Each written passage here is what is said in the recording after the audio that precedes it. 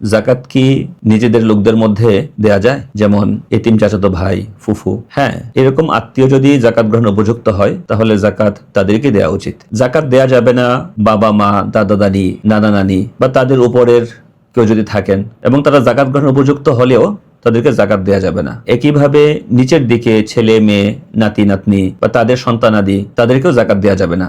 স্বামী স্ত্রী একে অন্যকে জাকাত দিতে পারে না। এর বাইরে ভাই বোন, ভাই বোনকে, বোন ভাইকে, এক ভাই আরেক ভাইকে, আপন ভাইকে, আপন বোনকে জাকাত দিতে পারে। ভাইয়ের ছেলে, ছেলে মেয়ে, বোনের ছেলে মেয়ে জাকাত দিতে কোনো অসুবিধা নেই। চাচা, চাচাতো ভাই, ফুফু, ফুফাতো ভাই, ভাই বোন, তাদেরকে জাকাত দিতে কোনো অসুবিধা নেই। শুধু উপরের দিকের বাবা মা, দাদা দাদি, নানা নানি তাদেরকে, এবং নিচের দিকের ছেলে মেয়ে, নাতি নাতনি তাদেরকে জাকাত দেওয়া যাবে না। আর আশেপাশে যারা থাকে তাদেরকে জাকাত দিতে কোনো অসুবিধা নেই। আর যদি আত্মীয় যে কোনো নিকট আত্মীয় যদি জাকাত গ্রহণের উপযুক্ত হয় তাহলে তাদেরকে অগ্রাধিকার ভিত্তিতে জাকাতের টাকা দেওয়া উচিত।